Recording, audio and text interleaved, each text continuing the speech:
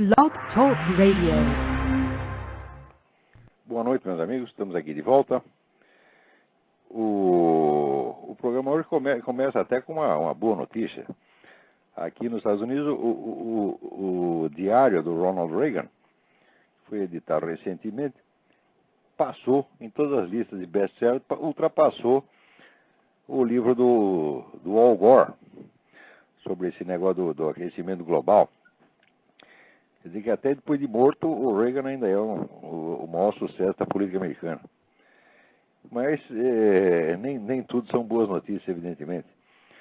Aqui o Eduardo Banks envia um e-mail contando que denunciou junto ao site da ONG Safranet Brasil a comunidade do Orkut intitulada Eu Odeio Fanáticos Religiosos, a qual estava defendendo o assassinato do padre Luiz Carlos Lodi, do Provida de Anápolis.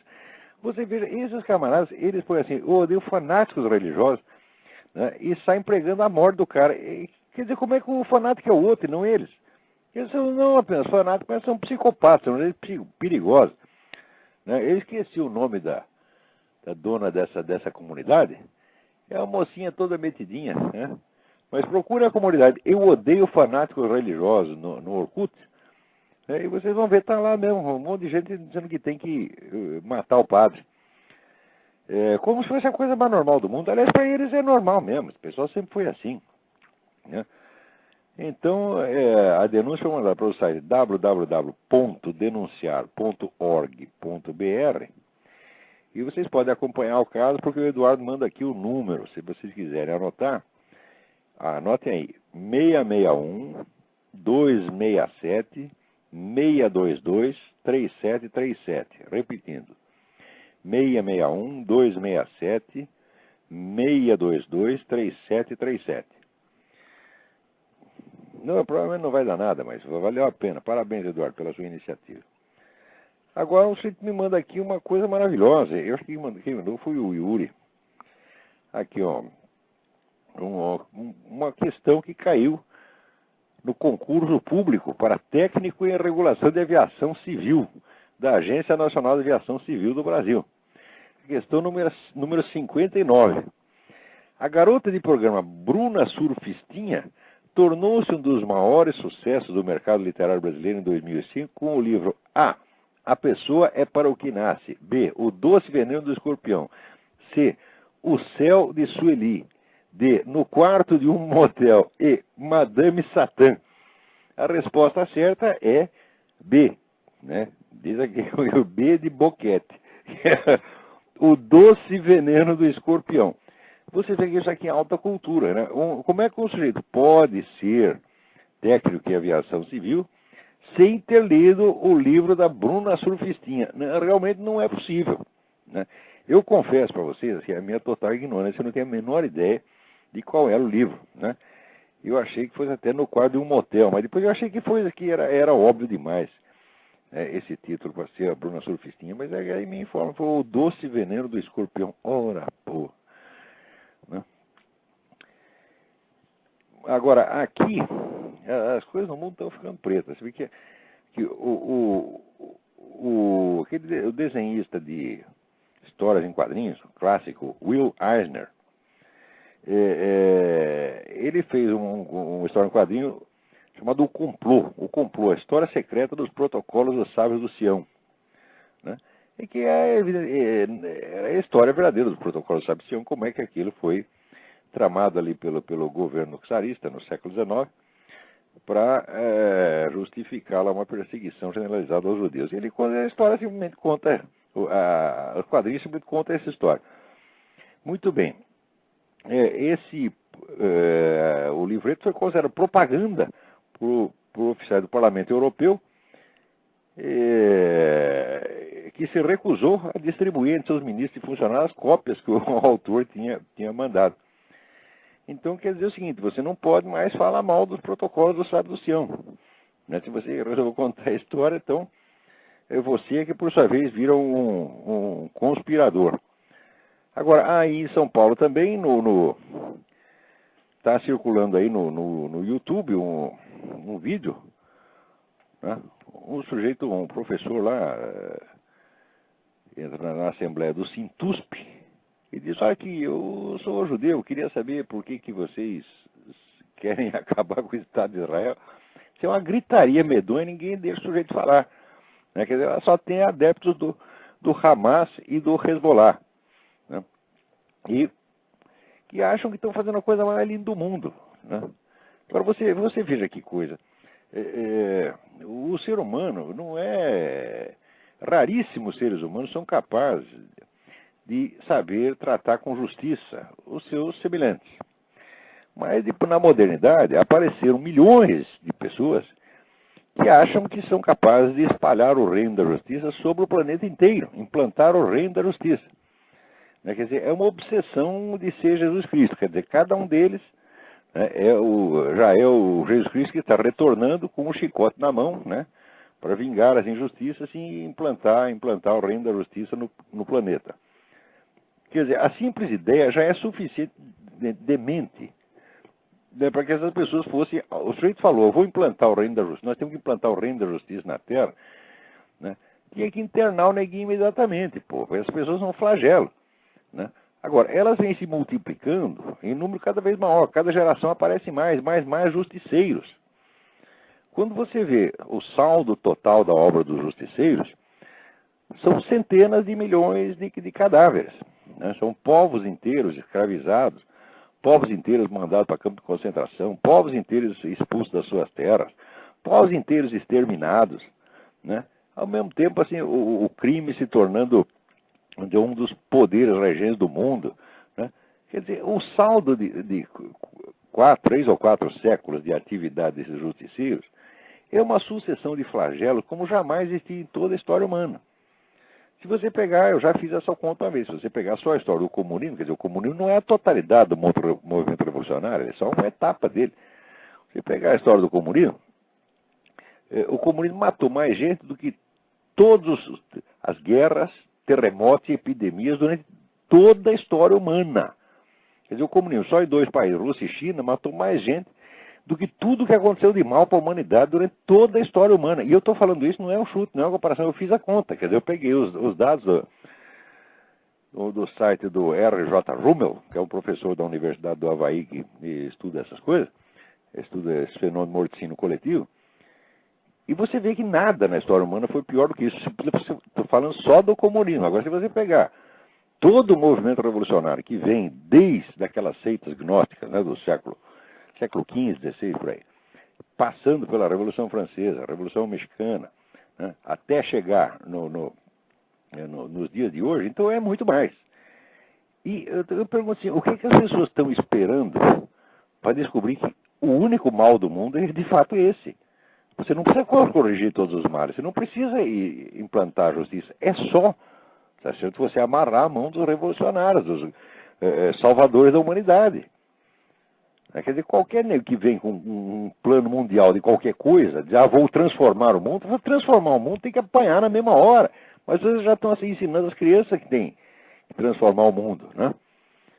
Agora, já querem ensinar as crianças aquilo que em 68 ensinaram para nós, que elas têm que fazer a revolução na cama. Só que naquela época você fazia a revolução na cama, pelo menos você tinha 18 anos de idade. Agora não, agora com 3, 4 aninhos você já tem que começar a fazer a revolução na cama. Tem escolas no Brasil que estão distribuindo para as crianças, né, um folhetinho, assim, alguém já passou a mão na sua bundinha? Alguém já mexeu no seu pingolim?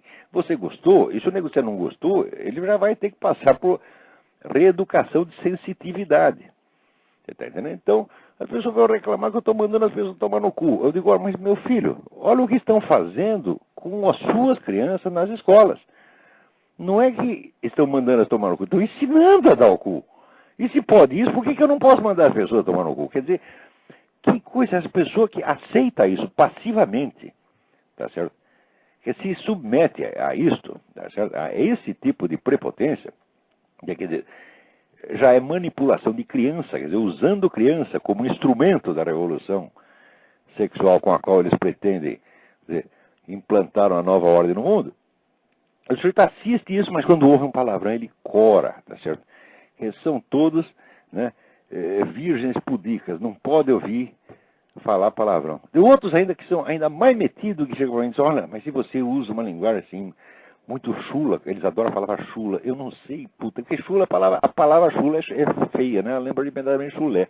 Mas eles adoram falar chula, não usem linguagem chula, né? Eu me gabo de jamais ter usado essa palavra chula na minha vida, esse adjetivo eu nunca usei, e nem vou usar, estou só citando porque é o que os caras dizem. Se você usa palavras chulas, você afasta uma parte dos ouvintes. Ah, quer dizer que os negros querem me ensinar como é que eu, né, aumento a minha audiência. Né? Daí eu pergunto para ela, que audiência tem em você? Quantas pessoas prestam atenção em você? Evidentemente nenhum. São todos uns coitados que nem os filhos dele ouvem o que ele tem a falar. Quando ele vai falar, a mulher dele bate nele. Tá, não tem audiência nenhuma, é zero de audiência na sua própria casa. Nem o cachorro presta atenção no que o negro tem a falar. E vem chegar para mim que sou, vamos dizer, o mais ouvido aqui do Throat Speak, que é um dos 100 sites mais importantes dos Estados Unidos. Eu pergunto, tem algum lugar acima do primeiro para eu ocupar? Quer dizer, você vai me ensinar a ter audiência? Ora, porra. Quer dizer, brasileiro não se enxerga mesmo, é assim que o negócio está.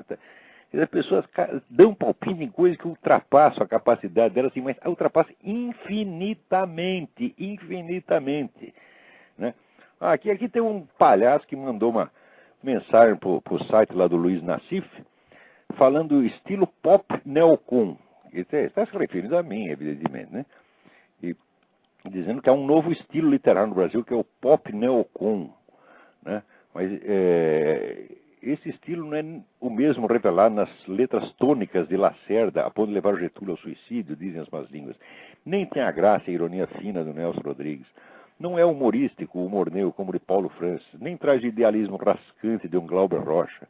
Não é inteligente como o de Melchior, nem tão pouco instigante como os editoriais de antigos jornais de referência como o Correio da Manhã. Olha, eu acho gozado que as pessoas assim, sempre querem me comparar com pessoas que estão totalmente fora do esquadro, né? Quer dizer, uma delas é o Paulo Francis, né? Ele não é, como é que estão... humorista como o Paulo Francis. Olha, eu sou muito mais humorista do Paulo Francis, porque o Paulo Francis, inclusive, tinha muita coisa ali que era, evidentemente, de mau gosto. Quer dizer, o Paulo Francis, quem é que não percebe que nas etapas finais da sua vida, o Paulo Francis estava escrevendo mal, que era aquele estilo entrecortado, todas aquelas frases de duas palavras, aquele negócio picotado, né? Tá na cara que o negro estava escrevendo nervoso. Né?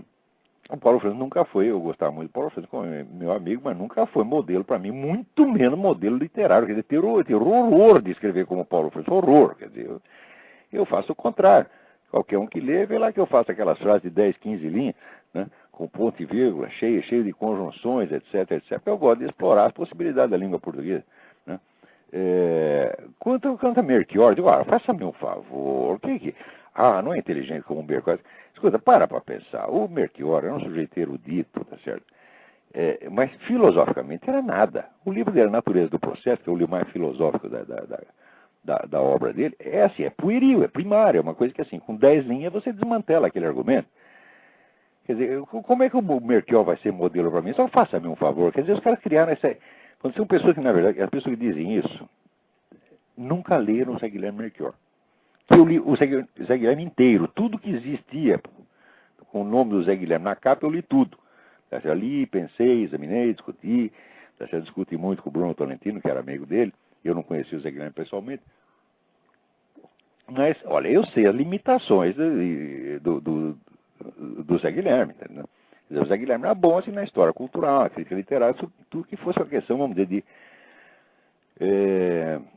acumulação de dados e sua expressão erudita. Tá? E ponto final. Como filósofo, não era nada. Quer dizer, como é que vai... Você está brincando? Vem falar de Zé Guilherme Melchior para mim. Modelo para mim, no Brasil, só teve o Mário Ferreira dos Santos. Né? Agora, essa coisa primária. Quer dizer, quando o sujeito começa com essa coisa... Às vezes me compara com o Carlos Lacerda. Aquele idiota do Armindo, né? Armindo Abreu, o homem da penteadeira da vovó. Fica lá dentro da penteadeira da vovó dizendo que eu quero ser o Carlos Lacerda quando crescer. Eu falo, meu Deus do céu, se fosse para isso eu não ia querer crescer nunca, porque para ser o Carlos Lacerda, em primeiro lugar, tinha que ser um político, tinha que ter uma carreira parlamentar, etc. Isso aqui, que era, vamos dizer, a vida dele e que para mim seria a morte. Né? Então o que é que eu tenho a ver com o Carlos Lacerda? Em primeiro lugar, eu escrevo muito melhor que o Carlos Lacerda, é uma coisa óbvia. O estilo do Carlos Lacerda é um estilo jornalístico, apressado, muito mal trabalhado.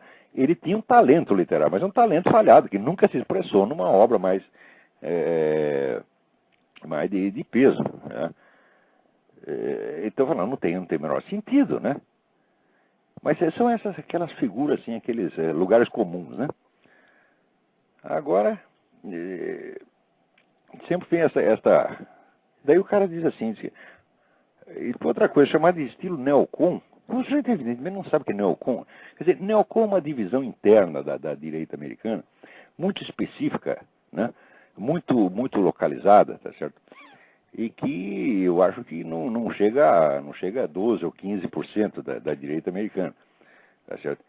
Eu nunca, nem um único momento, tá certo, senti a menor simpatia pelos neocons.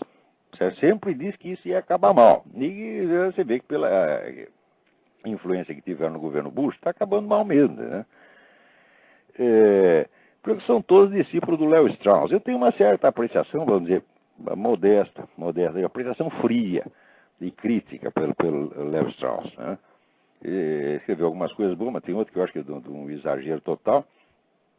E eu acho que o Léo Strauss, perto do Eric Voegelin, não era nada, era um menino, era um aprendiz.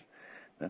Mas, infelizmente, quem foi ouvido aqui pelo pessoal universitário foi o Léo Strauss.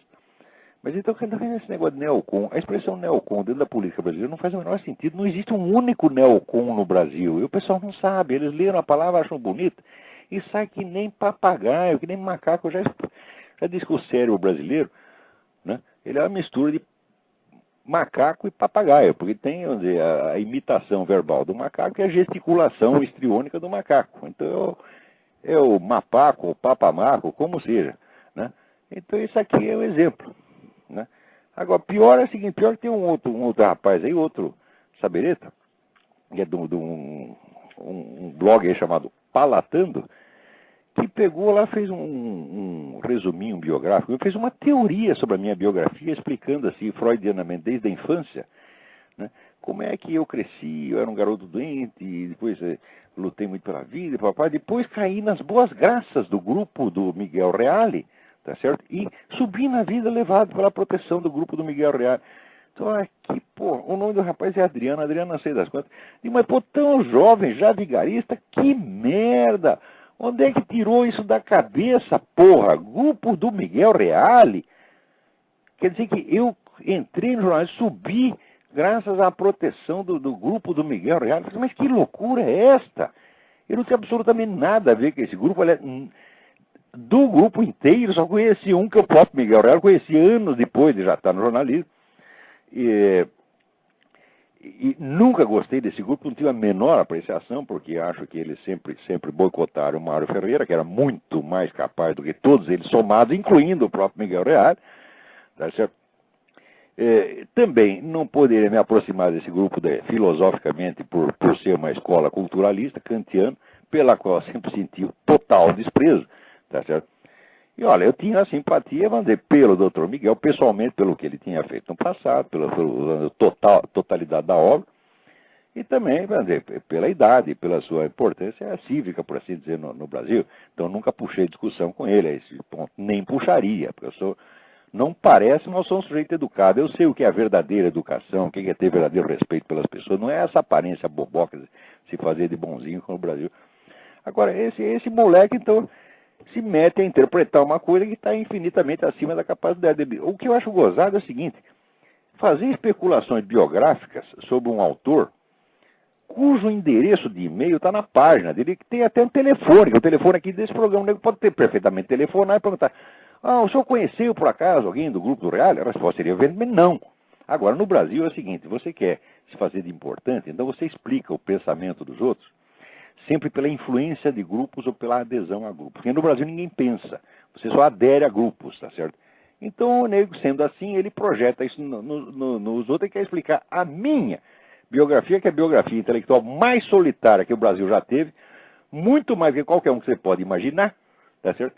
E explicar por adesão a grupo e proteção num grupo. Ora, vai lamber sabão. Depois o nego ainda pega aqui uma... Bom, Ah, não vou nem comentar, mas isso é muita besteira demais, deixa eu falar, vai.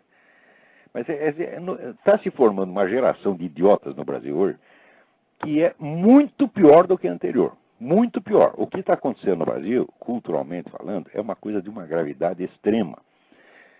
Por quê? Porque o pessoal está perdendo os parâmetros, está perdendo o senso de medida, não tem mais as referências de civilização. Não tem mesmo, apagou. Quer dizer, qualquer moleque, ele lê um livro, e aquele livro para ele é assim, passa a ser a referência e ele pensa tudo em torno daquilo, está entendendo? Quer dizer, não tem mais aquela, vamos dizer, visão do processo histórico como um todo, visão civilizacional.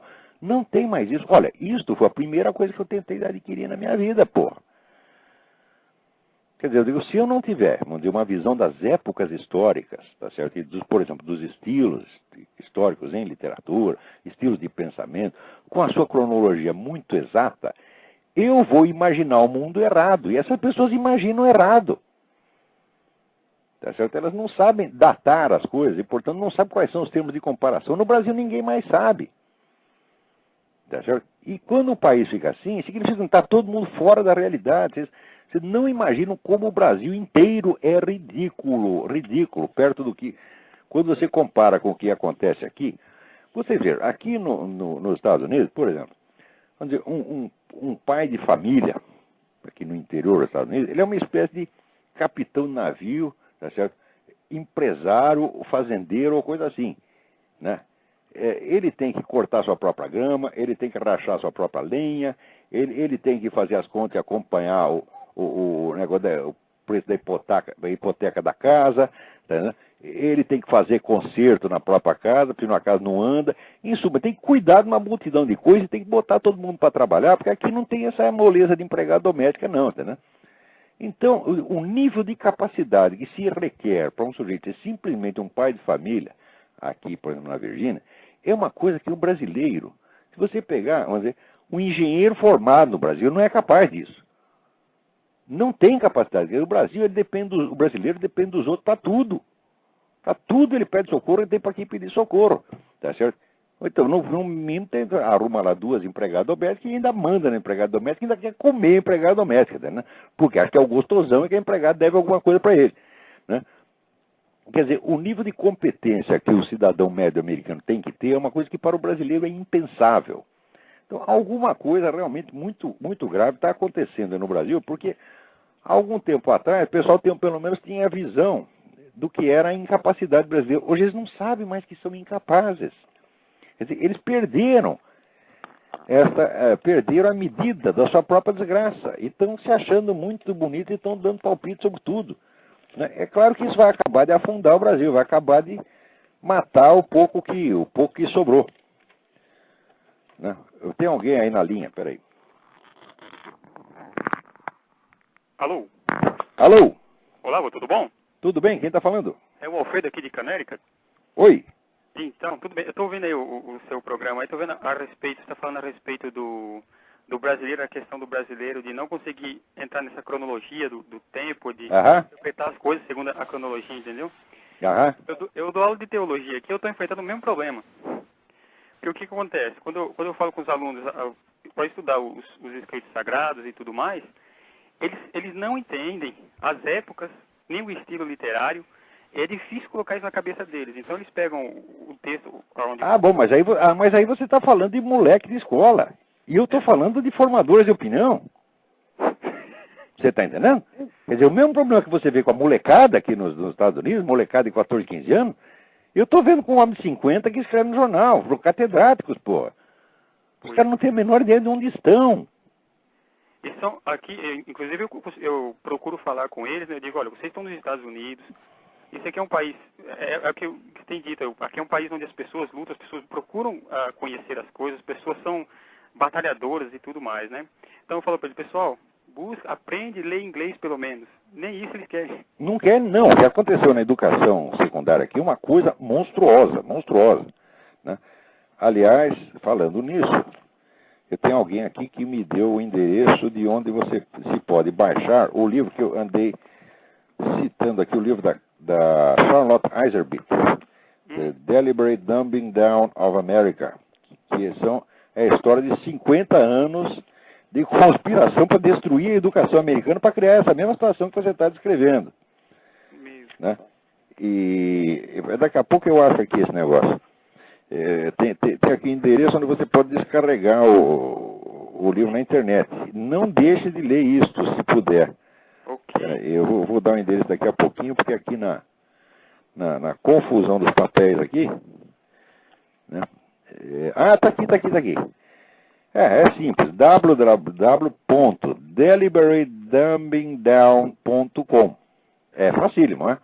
Deliberatedumbingdown.com. Okay. Não deixe de ler isso, porque é o que você está falando. Quer dizer, o que você está dizendo é inteiramente verdade. Quer dizer, houve uma destruição e a molecada está ficando estúpida. Mas acontece o seguinte, aqui você ainda tem geração de adultos que ainda seguram um pouco, e nem todas as escolas decaindo dessa maneira. Mas se você acompanha as revistas literárias, revistas de cultura aqui, né, como New Criterion, Commentary e tal, é de um nível que no Brasil é impensável. Esse nível de discussão que tem aqui, primeiro pelo número, a quantidade delas, é a quantidade monstruosa de revistas de excelente nível. Né? E no Brasil você não consegue, não tem uma.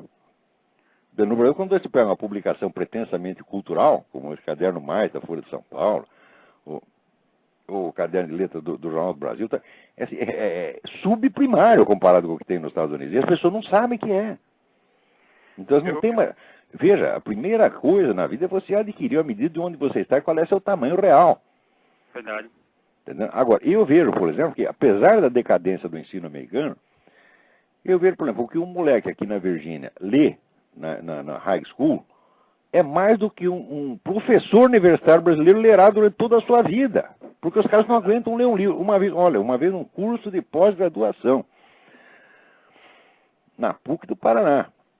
Quer dizer, tinha o que? Umas 60 pessoas na plateia, todas portadoras de diploma universitário, todas elas, tá certo? Então lá fazendo um curso de pós-graduação. Eu disse para elas que um estudioso universitário, um pesquisador profissional, tem que ler pelo menos 70, 80 livros por ano. A classe inteira fez... Oh! Todo mundo assustado, achando que eu era um monstro, que eu queria que eles lessem 70 livros por ano.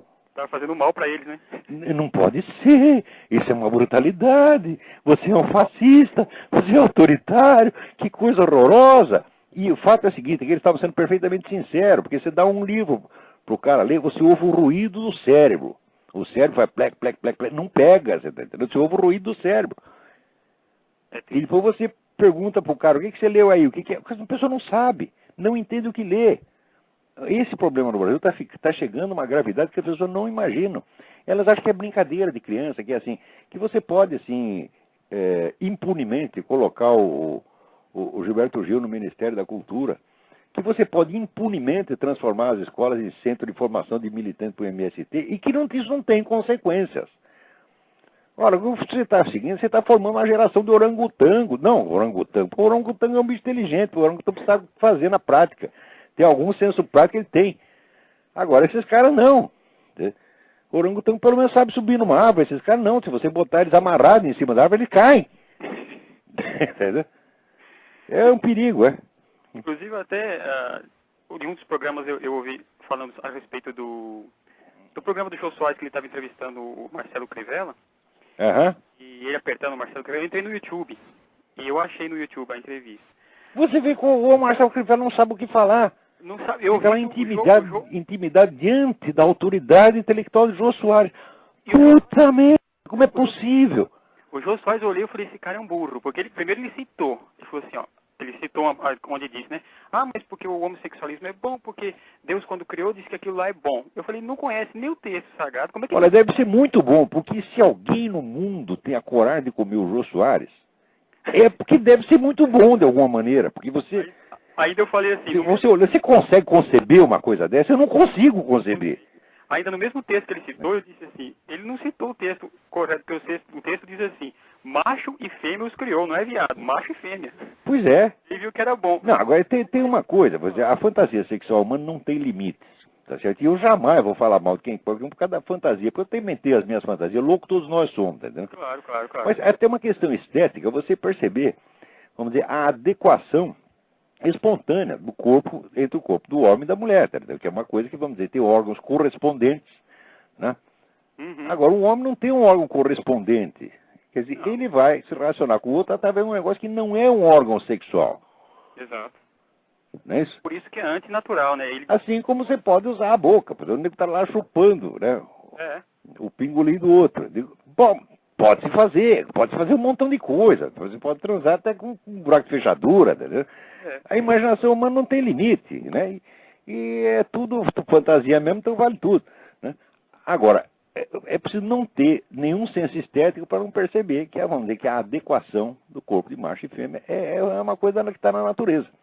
O resto não está. Né, quando o Marcelo Crivella falou que era contra a natureza, eu falei, por que contra a natureza? Ué, é simples. Todo argumento, por ele que for, ele tem que ir até as últimas consequências, ele sem se contradizer. Uma sociedade de gays, ela não progride, ela não cresce. Não, aí nós voltamos para os cátaros. Os cátaros proibiam todas as relações sexuais procriativas. Pois é. O sujeito só podia transar assim consigo mesmo, né? Ou com alguém do próprio sexo, porque daí não funcionava, porque a procriação era proibida, o casamento era proibido. Então voltamos nisso aí, né? Como pode o cara dizer que é coisa natural, uma coisa Então eu não digo que seja antinatural, por quê? Porque a gente vê que na própria natureza existem casos, inumeráveis casos de homossexualismo, né? Tem várias espécies de animais que praticam isso. As hienas, por exemplo, as hienas praticam desde pequenininho, um negócio horroroso. Eu vi um documentário, elas nascem e já começam a fazer suruba no bercinho. Você está entendendo? E macho com macho, fêmea com fêmea, ninguém sabe o que é. Tá entendendo?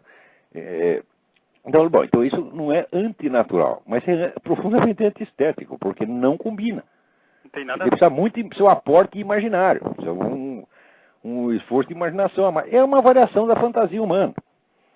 Quer dizer, não está na programação natural. É uma coisa que corre assim, à margem da natureza. Não digo contra ela, porque isso aí não vai tornar o sujeito inapto para a procriação.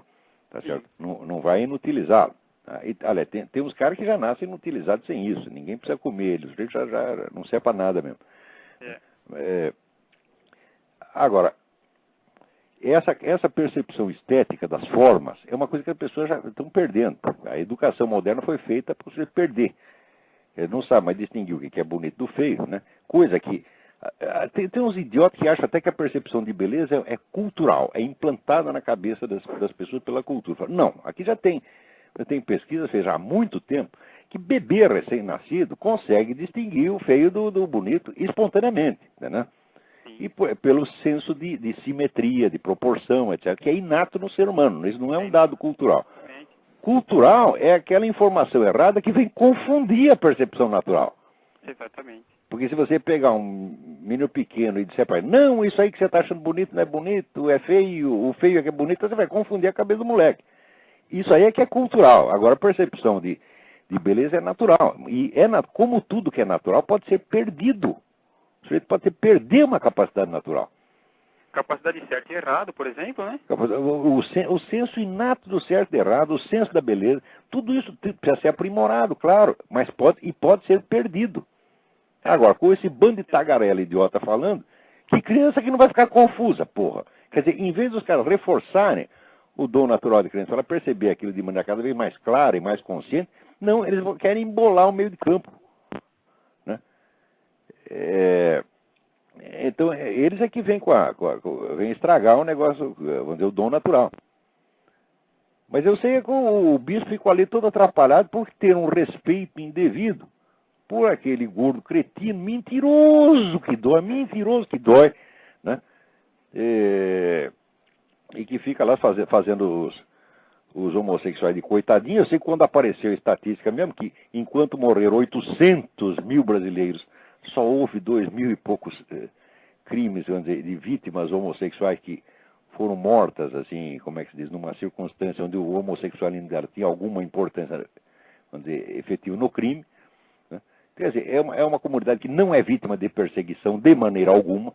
Quer dizer, o número de homossexuais vítimas está abaixo da média do restante da população e da média do que eles dizem que ocupam no conjunto da população brasileira, quer dizer que é 14%, e, bom, se eles são 14%, então, se fosse uma distribuição estatística normal, 14% das vítimas de homicídio seriam homossexuais. Não é 0,3%. Quer dizer, tudo isso é uma empulhação, é uma palhaçada. Como, aliás, agora, em tudo, você vê essa falsificação estatística no Brasil se tornou a coisa mais normal. Agora vem esse ministro, José Gomes Prematuro, né, dizendo que existe no Brasil 1.400.000 abortos clandestinos por ano. Daí eu li isso e falei, uai, mas não eram 1.400.000 mulheres que morriam de abortos clandestinos? Até a semana passada era isso que a Folha de São Paulo alardeava. Toda essa putada abortista dizia que morriam 1.400.000 mulheres por ano de aborto clandestino. Agora o ministro diz que 1.400.000 é o número de abortos clandestinos, quer dizer, morrem todas? Não tem uma mulher abortista viva no Brasil? Ora, que porra! Quer dizer, os caras estão brincando, isso é estelionato, porque isso aí não é um erro intelectual, não é um erro de informação. Não, isso é uma campanha para induzir a população em erro, de maneira que ela tome decisões erradas. Tá certo? Isto é crime. Quer dizer, um ministro que sai alardeando dados falsos, tá certo? Esse cara tinha que estar na cadeia. Ele não está lá para mentir em favor do seu grupinho, tá certo? Que é um grupinho altamente financiado por Fundação Rockefeller, apoiado por essas fundações bilionárias, que tem, então, é tudo empregadinho desses grupos estrangeiros para ir lá e pregar abortismo, controle populacional, movimento gay, etc, etc. Tudo isso é um crime imenso que está diante de nós e ninguém vai pagar por ele, evidentemente, né? Com certeza não, né? Pois é. Mas, ó, você tem razão. Aqui nos Estados Unidos, presta atenção, o mundo brasilianiza-se. Guarde essa frase na sua cabeça. Toda besterol que você vê no Brasil levado ao máximo do máximo, gradativamente o mundo chega lá. É verdade. Né? O mundo vai se brasilianizar, o mundo vai se curvar ante o Brasil. Todo mundo vai ficar, né, que nem o folião brasileiro sambando no meio da avenida, cheio de cocaína até a medula, tá entendendo? Falando besteira pra caramba e se achando lindo. Inclusive aqui, onde a gente vive, aqui tem muito brasileiro. E eles chegam aqui para ver como o brasileiro é um povo dinheirista e despreocupado. Eles querem saber de ganhar dinheiro, eles não aprendem a língua, eles não fazem um curso, eles não estudam nada, não aprendem nada, ainda falam mal do país ainda. Sou testemunha disso. Os brasileiros que tem por aqui são horrorosos, são as pessoas mais incultas do Estado, não são capazes de falar a língua, só querem dinheiro, dinheiro, dinheiro. Moram em casas maravilhosas, cada um tem 5 ou 6 caras, tudo ilegal, tudo na ilegalidade. Né? Quer dizer, está levando um padrão de vida de deputado, e ainda fala mal do país. Fala mal do país. É. E acha, não, bom mesmo é o Brasil é superou, o Brasil. Pô, mas é um excesso de merda na cabeça, rapaz. É verdade. Né? É incrível, isso aí eu acho que isso aí não muda não, eu não tenho nenhuma esperança de mudança nisso daí, eu acho que não. Não, ele vai estar piorando, da minha geração para agora a gente observa, por exemplo, o que aconteceu na esfera cultural brasileira, é assim uma catástrofe. A cultura superior brasileira acabou, não sobrou nada. Eu tenho um amigo no Brasil que ele trabalha numa fábrica de colchão e ele é supervisor, uma coisa assim. Ele disse assim que ele deu para os 85 pessoas que tinham lá para fazer o teste, ele deu uma conta de divisão com 2 números na chave. Ninguém fez. Pois é. Uma vez eu tinha um empregado, era uma moça boazinha, simpática, não gostava dela. Um dia ela chegou e disse, me empresta a sua máquina de somar? Eu disse, pois não, ela disse, preciso fazer uma conta. Eu disse, qual é a conta? 3 vezes 11. E daí eu dei a máquina, ela levou lá meia hora para conseguir fazer a conta. Eu fiquei aterrorizado. Agora, esta, pelo menos, era empregada doméstica. Agora, tem muito deputado no Brasil, se você der uma máquina de somar para fazer a conta 3 vezes 11, vai levar uns 40 minutos. Que isso. Tá entendendo? É um negócio incrível. Bom, deixa eu passar, parece que tem mais gente aí na linha tá esperando bom, para falar. Vamos obrigado, viu? Obrigadão obrigado, mesmo. um abração. Outro. Tem mais alguém na linha? Então peraí. Bom, aqui é o seguinte, nós temos uma mensagem importante de um indivíduo chamado Alfred Smith Palliser. O nome é inglês, mas é um brasileiro. Né? Então, ele diz o seguinte, ele diz, talvez a explicação para o desastre intelectual do Brasil não seja diretamente a substância ideológica de que o senhor fala, que impregna os corações imensos como um vírus, mas o corpo físico mesmo do cérebro dos brasileiros tão facilmente infectados por qualquer ideologia de Araque. E daí eles baseiam no seguinte: presta atenção, essa coisa é importantíssima. Eu me lembro, o Dr. Miller, meu falecido amigo e guru, Dr. Juan Alfredo César Miller, que era um argentino de nascimento e criado na Suíça, ele falava desse problema já, mas é gostado, fala, mas eu nunca tinha parado para meditar nisso aqui. Vocês olham aqui, a sífilis congênita sempre foi um problema não resolvido no Brasil. É sabido que o indivíduo afetado pode apresentar problemas mentais graves ou imperceptíveis, mas que ao longo das gerações se manifesta em mutação genética que enfraquece o cérebro do sujeito. Esse problema sanitário da sífilis é mais agudo no Brasil do que nos países vizinhos.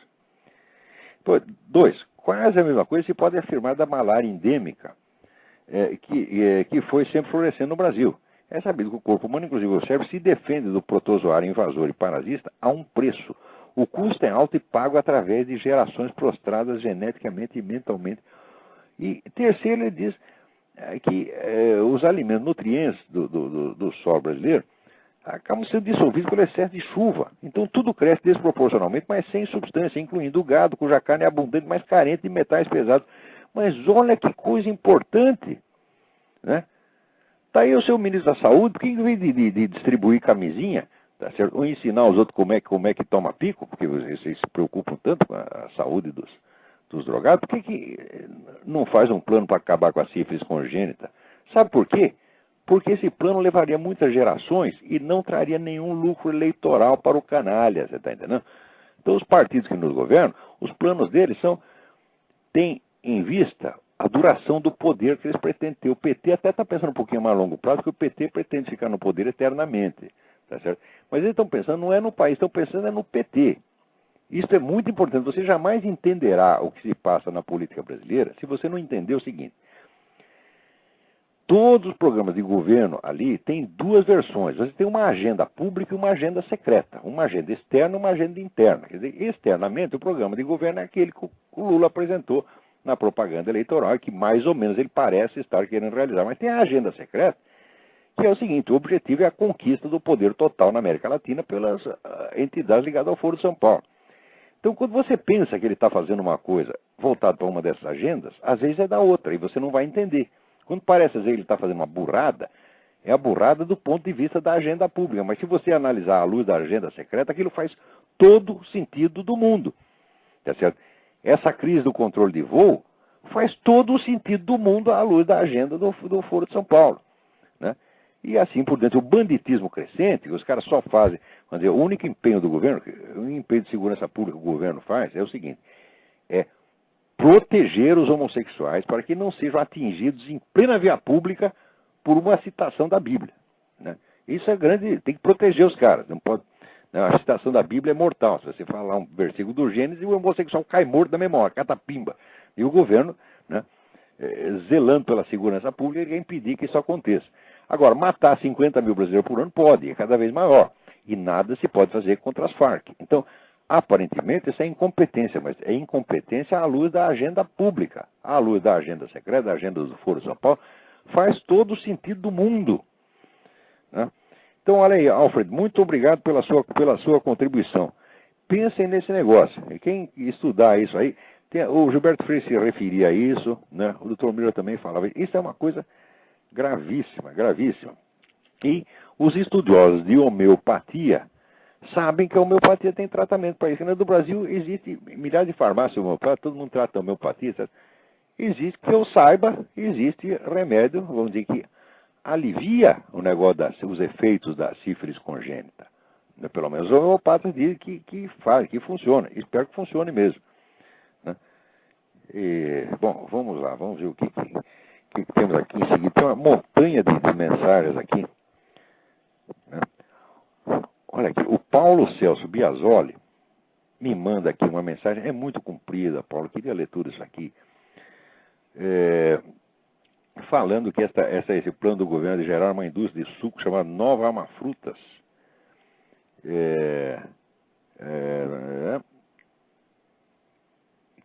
Que esse negócio se projeta completamente maluco.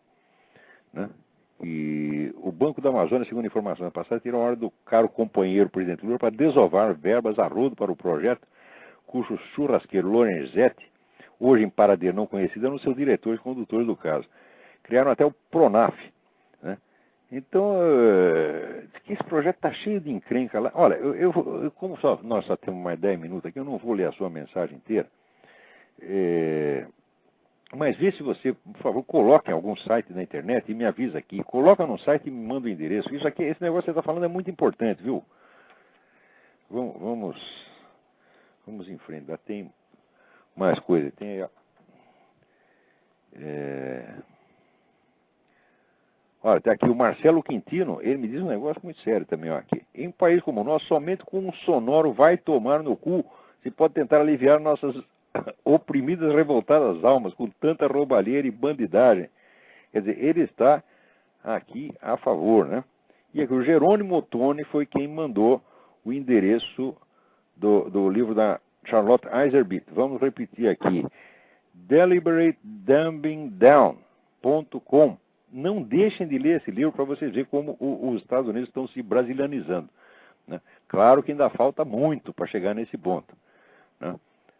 Agora aqui, a Ana Luísa Rimoli Barcelos, do Rio Grande do Sul, minha amiga, né? Querido amigo Olavo, não está sozinha, somos poucos realmente, mas o mundo precisa de pessoas como tu, de bom caráter, honra, que lutam pelos seus princípios e não tem vergonha de ser diferentes. Eu não posso ler a mensagem inteira também, mas olha, agradeço do fundo do coração, Ana Luísa. Certo? Você é uma das pessoas do Rio Grande do Sul que eu sempre admirei você, certo? Pela sua honestidade, pelo seu sincero desejo de saber. Essa menina nunca para de estudar e se informar. Essa menina vai longe. Parabéns, Deus te abençoe, Ana Luísa. Agora, temos aqui vários e-mails do Ronald Maia. Eu também não posso ler todos, né? Mas ele diz aqui: entendo oportuno registrar o seu artigo do último dia 18 do Diário do Comércio, no qual o senhor reduz a subnitrato de merda, infelizmente, o meu ex-colega do Colégio Militar do Rio de Janeiro, Armindo Abreu.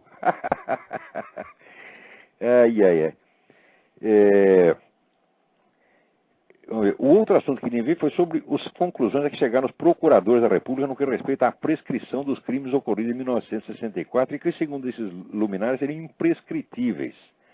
Ora, prescrição para qualquer iniciado nas letras jurídicas significa total perda da ação. Porém, para esses imbecis, acatar essa obviedade seria permitir aos militares uma compilação bibliográfica que, quem sabe, serviriam de objeto de orgasmos, aflorados 43 anos após o movimento que conseguiu abortar a implantação do regime bolchevique no país, né? Agora, o mais engraçado é essa premiação póstuma do Lamarck. O Lamarck era evidentemente, olha, chamar o Lamarck de monstro é assim uma simples questão de realismo. Porque o sujeito, pensa bem, cada um de vocês, você é capaz de matar a coronhadas um prisioneiro amarrado, depois cortar os escrotos do negro e botar na boca dele para engolir, depois ou antes, porque não se sabe se os escrotos foram colocados antes ou depois da morte. Mas eu sei o seguinte, o tenente Alberto Mendes Júnior foi encontrado com os testículos dele no estômago. Tá certo? O que você acha de um homem capaz de fazer isso? Tá certo? O Lamarck é um monstro. Ele é um sociopata perigosíssimo. E quem quer que o admira é doente. Tá certo? Ora, no Brasil o que está acontecendo, vamos dizer, é uma profunda inversão sistemática da realidade. Inversão sistemática de todas as hierarquias de valores. Você vê o que aconteceu nesse caso que eu comentei no meu artigo fim de semana, o garoto do interior que ateou fogo no cabelo da professora, arriscando desfigurar a mulher totalmente. A Secretaria de Educação do Estado, o que diz? Não, isso não foi grave, não podemos punir o moleque para não traumatizar o coitadinho. Então, assim, a professora é punida. É punida porque é punida 3 vezes. Primeiro, porque sofre essa agressão. Segundo, porque a classe inteira riu da mulher. E terceiro, para que se vê humilhada ao ver que a Secretaria de Educação toma partido do bandido. E tem outra, a classe inteira ficou rindo e só uma aluna é que, vencendo, vamos dizer, a pressão da classe, correu para socorrer a professora, que senão teria sido totalmente desfigurada. Esta menina hoje está com medo de ir para a aula, com medo da represália dos colegas. A Secretaria da Educação está achando tudo lindo. Então, a promoção do Lamarck e a promoção deste moleque são exatamente a mesma ação. É aquele prazerzinho, aquele gostinho que o gnóstico revoltado contra a realidade tem de inverter as coisas, fazer o mundo às avessas.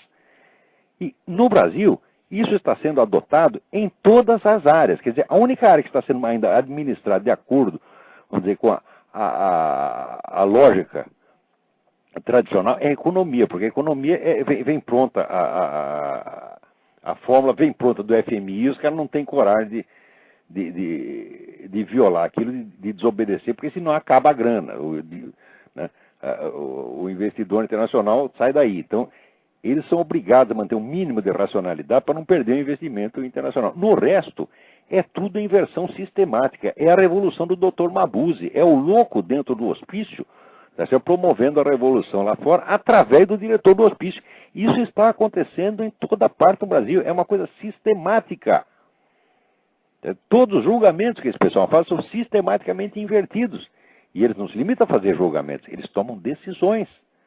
Você está entendendo? Você vê, num país que tem 50 mil homicídios por ano, e que a preocupação de segurança, né, é proteger os homossexuais contra versículos da Bíblia, o que é isso? É a inversão total. Quer dizer, é uma coisa de sociopata. E presta atenção, não é uma questão de opinião política divergente, porque sempre que aparece um idiota dizendo, não, você tem que respeitar as opiniões dos seus adversários, como se tudo nesse mundo fosse uma discussão acadêmica. Na discussão acadêmica existe a possibilidade, vamos dizer, de você discutir tudo meticulosamente, só com argumentos racionais, sem ter impessoalmente. Por quê? Porque da discussão acadêmica não ocorrem consequências práticas imediatamente, são discussões teóricas. Quando você entra no terreno da política, tá certo? Não há uma discussão teórica. O que está havendo, vamos dizer, é a imposição brutal de um poder. E contra isso, o que a gente pode fazer? A gente pode protestar, pode reclamar, pode berrar, é o máximo que você pode fazer. E daí ainda vem, gente, esse próprio rapaz daquele site que eu estava, aquele blog que eu estava falando no começo, o tal do, até esqueci como é que chama, que é um nome tão fresco, né? Que é, como é? Palatando. Ah, Palatando, o que é isso, porra? Então, com esse nome que é assim, vamos dizer, é uma viadagem, né? É viadagem explícita, né? Não viadagem homossexual, viadagem intelectual, que é muito pior, né? Até o rapaz dá liçõezinhas de que a gente tem que sempre respeitar o adversário. O cara pensa que é tudo discussão acadêmica, gente bonitinha, ele não sabe o que é disputa de poder. Tá certo? Ele não sabe o que é você botar 1000 professores para criar uma hegemonia dentro de uma escola, tá certo? E tirar o emprego dos outros. Ele quer que a gente discuta, né, amavelmente. Eu, por exemplo, na mídia, que sou um sujeito para defender um ponto de vista contra 1000 que estão defendendo do outro lado, né, 1000 que tem páginas inteiras para falar o que quiser, tá certo? E a gente tem que falar educadamente, polidamente. Que coisa mais odiosa, que coisa mais sabe, covarde, profundamente covarde. É uma coisa torpe, é a mentalidade porca, tá certo? E as pessoas estão lendo um manual lá de discussão, aliás, lê o meu próprio manual e sai aí dando liçõezinhas aqui, né? Se você quer vencer a discussão, então é erística. O cara jamais vai saber o que é erística. Puta vida, rapaz, pô, sabe, larga esse negócio de querer ser intelectual, faz um concurso pro Banco do Brasil que está mais na sua capacidade, porra. Que é isso, porra? Eu sei que aos 20 anos, eu também dava palpite errado, mas pelo menos não publicava, porra. Tá entendendo? E mesmo, olha, eu aguardei aos 45 anos de idade para começar a participar de polêmicas públicas, eu estudei antes de falar. Que coisa. Então, agora, atenção para terminar aqui, isso é muitíssimo importante. O boletim G2 do Joseph Farah, que é o homem do WorldNet Daily, publica aqui uma reportagem do jornalista inglês Gordon Thomas, que diz que um relatório do M16, Serviço Secreto Britânico, informa que há 200 milhões de cristãos em 60 países que estão enfrentando perseguição orquestrada pelo Al-Qaeda. O relatório diz, acreditamos que a situação é extremamente grave. Só para você ter uma ideia, já tem 50 mil cristãos correntemente na cadeia, tá certo? Na Coreia do Norte, tá certo? E há aproximadamente 40 mil cristãos que estão na cadeia na China por serem cristãos. Agora, enquanto isso, né, fica essa putada intelectual do Ocidente, né, esses Dawkins, essa gente toda, né, querendo fazer o genocídio cultural. Você tem o genocídio físico de um lado e o genocídio cultural do outro. Mas deixarei para comentar isso na próxima. tem alguém na linha, mas sabe que não dará tempo mais de atender. Não dá porque o nosso tempo aqui já acabou. É lamentável que a gente tinha tanto assunto importante. Olha, agradeço muito a todos que enviaram mensagens, tá certo? Vocês sempre ajudam muito. Às vezes ajudam o público, porque já dá tempo de passar. Mas se não ajuda o público, ajuda pelo menos a mim, que eu fico sabendo um montão de coisa interessante e sempre importante. Muito obrigado a todos e até a semana que vem.